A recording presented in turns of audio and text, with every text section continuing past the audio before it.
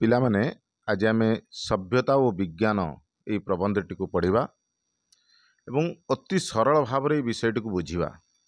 ଯଦିଓ ଏ ବିଷୟଟି କିଛି ପିଲାଙ୍କୁ ବହୁତ କଷ୍ଟ ଲାଗିଥାଏ, ମୁଁ ଚେଷ୍ଟା କରିବି ଯେମିତି ସରଳ ଭାବରେ ତୁମକୁ ବୁଝାଇ ଦେବା ପାଇଁ ବୁଝିଯିବ। ଏହି ପ୍ରବନ୍ଧର ପ୍ରାବନ୍ଧିକ ହେଉଛନ୍ତି ବଂଶୀଧର ସାମନ୍ତରାୟ। ଯିଏ କବିତା ଲେଖନ୍ତି ସେ କବି, ଯିଏ ପ୍ରବନ୍ଧ ଲେଖନ୍ତି ସେ ପ୍ରାବନ୍ଧିକ, ଯିଏ ଗଳ୍ପ ଲେଖନ୍ତି ଆମେ ତାଙ୍କୁ ଗାଳ୍ପିକ ବୋଲି କହିଥାଉ, ଯିଏ ଉପନ୍ୟାସ ଲେଖନ୍ତି ତାଙ୍କୁ ଔପନ୍ୟାସିକ ବୋଲି କୁହାଯାଇଥାଏ। ତେଣୁ ଏହି ସଭ୍ୟତା ଓ ବିଜ୍ଞାନ ପ୍ରବନ୍ଧଟିର ପ୍ରାବନ୍ଧିକ ହେଉଛନ୍ତି ବଂଶୀଧର ସାମନ୍ତରାୟ। ବଂଶୀଧର ସାମନ୍ତରାୟ ଥିଲେ ଓଡ଼ିଶାର ଜଣେ ବିଶିଷ୍ଟ ଶିକ୍ଷାବିତ୍, ଜଣେ ଉଦ୍ଭିଦ ବିଜ୍ଞାନୀ। ସେ ଅବିଭକ୍ତ କଟକ ଜିଲ୍ଲାର ପଟାମୁଣ୍ଡେଇ, ଯାହା ଆଜି କେନ୍ଦ୍ରାପଡ଼ା ଜିଲ୍ଲା ଅଛି, ନିକଟବର୍ତ୍ତୀ ବଡ଼ପଡ଼ା ଗାଁରେ ଜନ୍ମଗ୍ରହଣ କରିଥିଲେ। ଉଦ୍ଭିଦ ବିଜ୍ଞାନରୁ ସେ ବିଲାତରୁ ଉଚ୍ଚତର ଶିକ୍ଷା ପ୍ରାପ୍ତ କରି ଓଡ଼ିଶାରେ ଶିକ୍ଷା ବିଭାଗର ଅଧ୍ୟାପକ ଭାବରେ ଯୋଗ ଦେଇଥିଲେ। ଅଧ୍ୟାପକ କହିଲେ ଲେକ୍ଚରର। ପରବର୍ତ୍ତୀ ସମୟରେ ସେ ରେଭେନ୍ସା କଲେଜର ଅଧ୍ୟକ୍ଷ ପଦମଣ୍ଡନ କଲେ, ପ୍ରିନ୍ସିପାଲ। ପରବର୍ତ୍ତୀ ସମୟରେ ସେ ରେଭେନ୍ସା କଲେଜର ପ୍ରିନ୍ସିପାଲ ମଧ୍ୟ ଥିଲେ, ଅଧ୍ୟକ୍ଷ କହିଲେ ପ୍ରିନ୍ସିପାଲ। ଏବଂ ବିଜ୍ଞାନ ସମ୍ବନ୍ଧୀୟ ପ୍ରବନ୍ଧ, ଶିଶୁ ସାହିତ୍ୟ ରଚନା କରିବାରେ ତାଙ୍କର ଆଗ୍ରହ ଥିଲା। ତାଙ୍କର ଅନେକ ବିଜ୍ଞାନ ସମ୍ବନ୍ଧୀୟ ରଚନା ଉତ୍କଳ ସାହିତ୍ୟ ପତ୍ରିକାରେ ସେ ସମୟରେ ପ୍ରକାଶ ପାଉଥିଲା, ଯେପରି ଦରିଆ ପାରିର ସୁନା, ଶିଶୁର ବୀଣା ପ୍ରଭୃତି ତାଙ୍କର କେତୋଟି ରଚନା। ଏହି ସଭ୍ୟତା ଓ ବିଜ୍ଞାନ ପ୍ରବନ୍ଧଟି 1942 ସାଲ ଜ୍ୟେଷ୍ଠ ସଂଖ୍ୟା ଉତ୍କଳ ସାହିତ୍ୟ ପତ୍ରିକାରେ ପ୍ରକାଶ ପାଇଥିଲା। ପିଲାମାନେ ମନେ ରଖିବ, ଅନେକ ଥର ମଧ୍ୟ ବୋର୍ଡ଼ ଏକ୍ଜାମରେ ଆସିଛି। ସଭ୍ୟତା ଓ ବିଜ୍ଞାନ ପ୍ରବନ୍ଧଟି କେବେ ଓ କେଉଁ ପତ୍ରିକାରେ ପ୍ରକାଶ ପାଇଥିଲା? 1942 ସାଲ ଜ୍ୟେଷ୍ଠ ସଂଖ୍ୟା ଉତ୍କଳ ସାହିତ୍ୟ ପତ୍ରିକାରେ ପ୍ରକାଶ ପାଇଥିଲା। ଏହି ପ୍ରବନ୍ଧରେ ଆମେ ପଢ଼ିବା ଗୋଟିଏ ସଭ୍ୟତାର ବିକାଶରେ ବିଜ୍ଞାନର ଅବଦାନ ବା ଭୂମିକା ବିଷୟରେ ଆମେ ପଢ଼ିବା। କିଭଳି ବିଜ୍ଞାନ ଏକ ସଭ୍ୟତାକୁ ବିକାଶ ପଥରେ ଆଗେଇ ନେଇଥାଏ, ଆମେ ଏହି ପ୍ରବନ୍ଧରେ ପଢ଼ିବା। ମାନବ ଯେଉଁ ବୈଷୟିକ ଉନ୍ନତି କରିଥାଏ, ଶାରୀରିକ ଉନ୍ନତି କରିଥାଏ, ମାନସିକ ଓ ନୈତିକ ଉନ୍ନତି କରିଛି ଏବଂ ଯେଉଁ ଜ୍ଞାନ ସାଧନ କରିଥାଏ, ତାହାକୁ ଆମ୍ଭେମାନେ ସଭ୍ୟତାର ଆଖ୍ୟା ଦେଇଥାଉ। ମାନବ ଯେଉଁ ବୈଷୟିକ କହିଲେ ଟେକ୍ନୋଲୋଜିକାଲ ଡେଭଲପମେଣ୍ଟ କରିଥାଏ, ଶାରୀରିକ ସ୍ତରରେ ଯେଉଁ ଉନ୍ନତି କରିଥାଏ, ମାନସିକ ସ୍ତରରେ ମେଣ୍ଟାଲି ସେ କେତେ ଡେଭଲପ ହେଇଛି, ତାର ନୈତିକ ଉନ୍ନତି ମୋରାଲି ସେ କେତେ ଡେଭଲପମେଣ୍ଟ କରିଛି, କେତେ ଜ୍ଞାନ ସାଧନ କରିଛି, କେତେ ନଲେଜ ସେ ଗେନ୍ କରିଛି, ତାହାକୁ ଆମେ ସଭ୍ୟତାର ଆଖ୍ୟା ଦେଇଥାଉ। ବିଭିନ୍ନ ବିଭାଗରେ ବିଭିନ୍ନ ପରିମାଣରେ ଉନ୍ନତି ଅନୁସାରେ ସଭ୍ୟତା ନ୍ୟୁନତର ବା ଉଚ୍ଚତର ବୋଲି ନିରୂପିତ ହୋଇଥାଏ। ପ୍ରାଚୀନ ଆଦିମ ମାନବ କିମ୍ବା ଅଧୁନାତନ ନିଗ୍ରୋ ବା ପାର୍ବତ୍ୟ ବନ୍ୟ ଜାତିମାନଙ୍କ ସହିତ ଆମ୍ଭମାନଙ୍କୁ ତୁଳନା କଲେ ଆମ୍ଭେମାନେ ଦେଖିପାରିବା ଯେ ସଭ୍ୟତାର ଅର୍ଥ କ'ଣ ଓ ତାର ମୂଲ୍ୟ କେତେ। ଦୁଇଟି ସଭ୍ୟତା, ଯଦି ଆମେ ଦୁଇଟି ସଭ୍ୟତା ମଧ୍ୟରେ ତୁଳନାତ୍ମକ ବିଶ୍ଳେଷଣ କରାଯାଏ, ଦୁଇଟି ସଭ୍ୟତା ମଧ୍ୟରେ ଯଦି ଆମେ ତୁଳନା କରନ୍ତି, କମ୍ପାରିଜନ୍ କରନ୍ତି, ତାହେଲେ ଆମେ ଜାଣିପାରିବା କେଉଁ ସଭ୍ୟତା ଉନ୍ନତ, କେଉଁ ସଭ୍ୟତା ଅନୁନ୍ନତ, କେଉଁ ସଭ୍ୟତା ଉଚ୍ଚତର, କେଉଁ ସଭ୍ୟତା ନ୍ୟୁନତର। ତେଣୁ ସଭ୍ୟତା, ଦୁଇଟି ସଭ୍ୟତା ଭିତରେ ଆମେ ଦେଖିବା କେଉଁ ସଭ୍ୟତା ବୈଶ୍ୱିକ ସ୍ତରରେ କେତେ ଉନ୍ନତି କରିଛି ବା ଟେକ୍ନୋଲୋଜିକାଲି କେତେ ଡେଭଲପ କରିଛି। ଯେଉଁ ସଭ୍ୟତା ବୈଷୟିକ ସ୍ତରରେ ଅଧିକ ଡେଭଲପମେଣ୍ଟ କରିଥିବ, ନିଶ୍ଚିତ ଭାବରେ ଆମେ ତାକୁ ଏକ ଉଚ୍ଚତର ସଭ୍ୟତା ବୋଲି କହିବା। ଯେଉଁ ସଭ୍ୟତା ଶାରୀରିକ ସ୍ତରରେ ଅଧିକ ଉନ୍ନତି, ମାନସିକ ସ୍ତରରେ ଅଧିକ ଉନ୍ନତି, ନୈତିକ ସ୍ତରରେ ଅଧିକ ଉନ୍ନତି, ସେ ସଭ୍ୟତାର ସଭ୍ୟ ମାନବମାନେ ଅଧିକ ଜ୍ଞାନ ସାଧନ କରିଛନ୍ତି, ତେବେ ଆମେ ନିଶ୍ଚିତ ଭାବରେ ସେ ସଭ୍ୟତାକୁ ଏକ ଉଚ୍ଚତର ସଭ୍ୟତାର ଆଖ୍ୟା ଦେଇଥାଉ। ସେଥିପାଇଁ ପ୍ରାବନ୍ଧିକ କହିଛନ୍ତି, ଆଜିର ମାନବକୁ ପ୍ରାଚୀନ କିମ୍ବା ଅଧୁନାତନ ନିଗ୍ରୋ ପାର୍ବତ୍ୟ ବନ୍ୟ ଜାତିମାନଙ୍କ ସହିତ ଯଦି ତୁଳନା କରାଯାଏ, ଯଦି ଆଜି ଆମମାନଙ୍କୁ କୌଣସି ପ୍ରାଚୀନ ଆଦିମ ମାନବ ସହିତ ତୁଳନା କରାଯାଏ କିମ୍ବା ପାହାଡ଼ ଜଙ୍ଗଲ ଭିତରେ ରହୁଥିବା ନିଗ୍ରୋ ଆଦିବାସୀ ଜାତିମାନଙ୍କ ସହିତ, ପାହାଡ଼ି ଜାତିମାନଙ୍କ ସହିତ ଯଦି ଆମମାନଙ୍କୁ ତୁଳନା କରାଯାଏ, ताले आमे बुझी परिबा सभ्यतार अर्थ केते, आमे जानी परिबा केउ सभ्यता केते उन्नति करिছে एवं सभ्यतार मूल्य केते। विभिन्न काल विभिन्न जुगरे विभिन्न जाति मानकर सभ्यतार आदर्श भिन्न भिन्न थिला। आम्भे माने प्राचीन रोम ग्रीस सभ्यतार कथा जदि आमे देखिबा से माने वैषयिक उन्नति को सेमानकर सभ्यतार आदर्श रूपे परिगणना करुथिले। से माने वैषयिक उन्नति को सेमानकर सभ्यतार आदर्श रूपे परिगणित होइतला। भोग तिला तांको सभ्यतार आदर्श। से माने वैषयिक उन्नति करिया को लक्ष्य धार्य रखुथिले। वैषयिक उन्नति केमिति अधिक रु अधिक वैषयिक उन्नति करा जाय परिबो, केमिति टेक्नोलॉजिकली अधिक रु अधिक डेवलप करा जाय परिबो। तेणु ये विषय से माने चिंता करुथिले एवं भोग तिला से सभ्य समाज बा से सभ्यतार सभ्य मानव मानकर आदर्श। भोग कहले भोग अर्थ उपभोग, जीवन को केमती एंजॉय करिवे, उपभोग करिवे, खुशी रे रहिवे, ये थिला से मानकर लक्ष्य। प्राचीन मिसर सभ्यता मध्य सेही भावरे अनुप्राणित थिला। मात्र भारतीय सभ्यता एक अन्य प्रकार सभ्यता। भारतर सभ्यतार आदर्श थिला त्याग और आत्मसंयम। आमे त्याग करिबा, सैक्रिफाइस आम सभ्यतार आदर्श। आमे आम भितर आत्मसंयमता सृष्टि करिबा। सर्वविध वैषयिक जंजाल को से विपदर हेतु बोली भावुतिले। हेतु अर्थ कारण। वैषयिक उन्नति को से माने विपदर कारण बोली भावुतिले। तथापि आम मानकर वैषयिक उन्नति होइछि, किंतु ताहा त्याग धर्म दे। विषय जंजाल परिवेष्टित गृहस्थ जावतीय पारिपार्श्विक पदार्थ सहित संश्लिष्ट नथिला। विषय जंजाल परिवेष्टित गृहस्थ कहले जो माने घर संसार रे रहउचंती, से माने जावतीय पारिपार्श्विक पदार्थ सहित संश्लिष्ट नथिला। अर्थात सेमानक जीवन सरल निराडंबर थिला।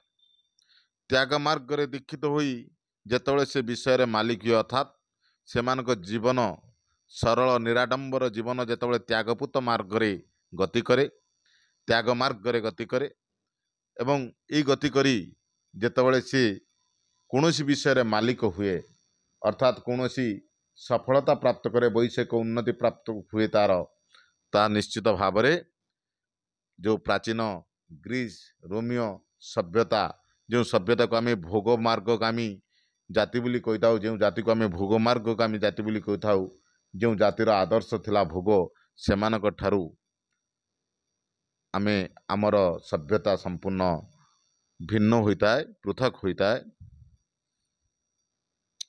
प्राचीन ग्रीस रोम सभ्यतार वैषयिक उन्नति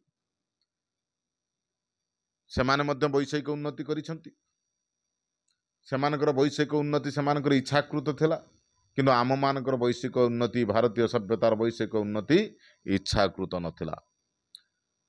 आमे त्याग मार्ग रे गति करी वैषयिक उन्नति हेउतला। अर्थात आमर इच्छाकृत नुह, यह आम त्याग मार्ग रे एक स्वतः संभृत फल स्वरूप आमको प्रदान हेउतला। एवं आमर वैषयिक उन्नति प्राचीन ग्रीसीय रोमियो सभ्यतार वैषयिक उन्नति तुलन में कौनसी न्यूनतर नथिला, बरं समान थिला बा उच्चतर थिला कहले अत्युक्ति हेब नाही। भारतर वैशिष्ट्य उन्नति, भारतर वैशिष्ट्य तार आध्यात्मिकता। आमे आध्यात्मिकवादी, आध्यात्मिकता उपरे आमे गुरुत्व आरोप करि थाउ, कारण आध्यात्मिकता आम मनर व्यापकता को वृद्धि करि थाए, आमको ब्रॉड माइंडेड करि थाए। ये आध्यात्मिकता आमको परोपकारी टे करि थाए। आमे अन्यर उपकार करिया पई आध्यात्मिक शक्ति द्वारा प्रेरित होई थाउ। विभिन्न जातिर सभ्यतार आदर्श जा हेउ ना कहीं, वर्तमान सभ्यतार वर्तमान पृथ्वी रे सभ्यतार आदर्श होउची मानवर सर्वांगीन उन्नति साधन। वर्तमान पृथ्वीर सभ्यतार आदर्श होउची मानवर सर्वांगीनी उन्नति। सर्वांगीनी उन्नति कहले 360 डिग्री उन्नति घटिबो। सबु दिगरु सेमानकर उन्नति हेबो, सेमानकर वैषयिक उन्नति हेबो, शारीरिक उन्नति हेबो, मानसिक स्तर रे सेमाने उन्नति करिवे, नैतिक स्तर रे उन्नति करिवे एवं विश्व मानविकतार प्रतिष्ठान गठन करा दियो। विश्व मानविकता कहले मनीष ईश्वरଙ୍କ द्वारा प्रदत्त मानवीय गुण गुड़िकर आज अवक्षय घटी मनीष पाखरे। मानवीय दिव्य गुण कहले दया, प्रेम, परोपकार परी क्षमा एभली अनेक दिव्य गुण, मानवीय दिव्य गुण आज धीरे धीरे कमिबार लागिछि मनीष मानक पाखरे। मनीष मानक पाखरे मानविकता देखा मिलू नहीं। तेणु आज पृथ्वीर वर्तमान पृथ्वीर सभ्यतार आदर्श मध्य मनीष भितर किभली से मानवीय दिव्य गुण गुड़ी को पुनर्स्थापन करा जिवो, सेमानकर मानविकतार प्रतिष्ठान किभली गठन करा जिवो, ताहा आम मानकर मध्य एक लक्ष्य। एवं तत्संगे संगे विराट सृष्टिर उद्घाटन एवं सेमानक मूलरे क्यों महाशक्ति निहित अच्छी ताहा कौन, यह निरूपण ही वर्तमान सभ्यतार आदर्श। वर्तमान सभ्यतार ये विराट सृष्टिर रहस्यर उद्घाटन अनेक जिनस रही आज आम पाई रहस्यमय अवस्था आमे तार कारण जानी नाहु। से रहस्यर उन्मोचन करिबा आज मध्य आधुनिक सभ्यतार एक लक्ष्य। ठीक सेहीपरि ई विराट सृष्टिर पछरे क्यों क्यों महाशक्ति निहित अच्छी एवं से महाशक्ति गुड़िक कौन, एक मध्य जानिबा निरूपण करिबा आजिर सभ्यतार आदर्श। विभिन्न काल रे विभिन्न जाति यार अंशविशेष को सभ्यतार आदर्श बोली धरि नेउथिले। अवश्य ई जो आमे पढ़िले मानवर सर्वांगीनी उन्नति, तार शारीरिक उन्नति, मानसिक उन्नति, नैतिक उन्नति, वैषयिक उन्नति, किंतु अनेक समय विभिन्न काल रे विभिन्न सभ्यता ये सब गुड़िक से आदर्श भाव में ग्रहण कर नथिले। एथुरु किछि अंश किए वैषयिक उन्नति को तार आदर्श रूप में ग्रहण करथिला, किए मानसिक उन्नति को आदर्श रूप में ग्रहण करथिला, बा किए दुई तीनोटी को निज सभ्यतार आदर्श रूप में ग्रहण करथिले। जाबे विभिन्न काल रे विभिन्न जाति यार अंशविशेष को सभ्यतार आदर्श रूप में धरि नैथिले। पुणी कौनसी जाति एमानक मध्यरु प्रायतः अधिकांश को निज सभ्यतार आदर्श अंगभुक्त करथिले। अर्थात अधिक आम जोगुड़ा कहले अधिकांश से सभ्यतार आदर्शभुक्त करथिले हैं सेमाने साधन भिन्न भिन्न पथ दे निरूपण करने को जाइथिले। अर्थात सेमाने सिना सभ्यतार आदर्श धार्य करथिले, हेले ई सभ्यतार आदर्श को प्राप्त करिया निमंते सेमानकर पथ अलगा थिला। भिन्न भिन्न पथरे भिन्न भिन्न सभ्यता गति करथिले। कई चिंतारे निरूपित करने को चेष्टा करथुले तो कई कार्य चेष्टित थिले। एमानक मध्यनु कई लक्ष्य स्थल रे पहुंची पारिथवार कथा प्रकाश करती। कई कहती आमे ये आदर्श जो सभ्यतार आदर्श जहाँ आमे आम लक्ष्य स्थल रे पहुंची सारिछु। हिंदू माने कहती से माने सभ्यतार लक्ष्य स्थल रे पहुंची सारी। सेमानकर कहवा अनुसार हिंदू मानकर दर्शन शास्त्र रे दर्शा जाइथिबा मार्ग रे यदि कई व्यक्ति जने जाए से निश्चित भाव रे विश्वर विराट शक्ति कौन ताहा से अनुमान करि परिबो, ए सृष्टिर रहस्य बुझी परिबो। किंतु यही लक्ष्य स्थल रे पहुँचवाक हेले ताको उभय शारीरिक एवं मानसिक स्तर दृढ़ता आवश्यक। शारीरिक और मानसिक उन्नति सर्वाद्रु करणीय, अर्थात सर्व आद्य अर्थात सर्वप्रथमे मानसिक एवं शारीरिक स्तर रे उन्नति आसवा दरकार। अर्थात शारीरिक एवं मानसिक दृढ़ता नित्यांत आवश्यक। एवं यही शारीरिक मानसिक दृढ़ता आनिबाकु हेले आम भितर प्रथमे शिक्षा संयम एवं ब्रह्मचर्य पालनर निहाती आवश्यक। शिक्षा शिक्षा मानसिक स्थिरता सृष्टि करे, आमर मानसिक मानसिक स्तर रे आमको दृढ़ करि थाए एवं संयम संयम होची निजको निजे नियंत्रण करिवार शक्ति। आम मन कौच आम खेलिबा को जिबा, किंतु विवेक कौच नाई खेलिबा को गले वर्तमान आम पढ़ा क्षति हम आमको पढ़ा आवश्यक। तेणु निज मन को निजे नियंत्रण करने को आम संयम कहती। जो व्यक्ति पाखरे संयमता सृष्टि हुए, जो व्यक्ति पाखरे शिक्षा आसी जाए, शिक्षा ग्रहण कलापर आमर मानसिक व्यापकता बढ़ी थाए, आम भितर संयमता मध्य सृष्टि होता है। ब्रह्मचर्य कहले आम शरीर आमे जो खाद्य खाऊचंती ताहा रक्तबिंदु परिणत होता है। ये अनेक रक्तबिंदु मिलित होकर एक ब्रह्मबिंदु बा एक बीर्य बिंदु सृष्टि होता है। जो बीर्य आमको शक्ति प्रदान करिता है, आमर मानसिक स्थिरता सृष्टि करिता है, आमर धी शक्ति स्मरण शक्ति को वृद्धि करिता है। तेणु ये सब को यदि आम पाखरे सृष्टि हम, आमे यदि उपयुक्त शिक्षा प्राप्त करिबा, आम भितर यदि संयमता सृष्टि हम, आम भितर यदि ब्रह्मचर्य बा धी शक्तिर उन्नति घटिब, तेबे आम निश्चित भाव रे ई लक्ष्य स्थल रे पहुँची पारिबा। यार मूल कठोर साधनार आवश्यकता अच्छी। तेणु ये ब्रह्मचर्य पालन करिया गले आमे आगरू गुरुकुल आश्रम रे पिला मानकु जो माने पढ़ुतले से माने आर्य गुरु माने ऋषिमुनि माने पिला मानकु ब्रह्मचर्य पालन शिखाउतले सेमानको। तेणु आजिकल तो ये सब नाही। तेणु आमको शिक्षा संयम ब्रह्मचर्य जो व्यक्ति माने पालन करुछंती से माने निश्चित ये कठोर साधना बल निश्चित लक्ष्य स्थल रे पहुँची पारिबे। सेमानक मतरे सेमाने सभ्यतार उच्चतम शिखर रे आहरण करथिले हैं ताहार विलोप कले सभ्यतर जाति। जेते दिन पर्यंत भारतीय सभ्यता उपरे बाहर काहारी हस्तक्षेप करि पारि नथिले ताहा अक्षुण्ण थिला। अर्थात भारतीय सभ्यता जेते दिन पर्यंत गुरुकुल आश्रम थिला, ऋषिमुनि मानक द्वारा शिक्षा प्रदान कराउतला, ब्रह्मचर्य पालन उपरे गुरुत्व दिया जाउतला, आत्म संयमता शिक्षा उन्नत शिक्षा प्रदान करा जाउतला, सेतबळे आमे सभ्यतार चरम शिखर रे पहुँची थिले, आमे सभ्यतार आदर्श बुझीथिले एवं सबकिछि आम पाखरे थिला।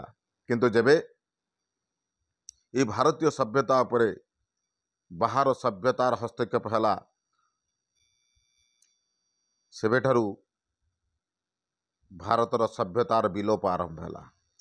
जेते दिन पर्यंत भारतीय सभ्यता उपरे बाहर के हस्तक्षेप करि पारि नथिले ताहा अक्षुण्ण थिला। अन्य जाति माने मध्य सेहीपरि निज निज सभ्यतार उत्कर्ष प्रमाण करने को चेष्टित होइथांती। मात्र आम्भे माने बर्तमान एपरि एक परिस्थिति रे उपस्थित हो जाइछु कार्य से सब साधना करी तार यथार्थता प्रतिपादन करने असंभव हो पड़ी। मुझे टिके पूर्व कहली आम पाखरे वर्तमान संयमता, आम पाखरे वर्तमान उपयुक्त शिक्षा संयम एवं ब्रह्मचर्य ये तीनोटी जाक आम पालन करने अक्षम हो गलुनी। तेणु आम्भे माने एभली एक परिस्थिति आसी पहुँची सारिछु, आमे से सबू कार्य साधना करी यथातथा प्रतिपादन करवा जेमितिक एक असंभव हो पड़ी। तेणु से सबू सभ्यता प्रदर्शित पथ विषय आम मानकर मत यथायथ भाव में दि जाई न पारे। पिला माने यार अवशिष्टांश सभ्यता और विज्ञान पार्ट 2 रे आमे पढ़िबा। धन्यवाद पिला माने।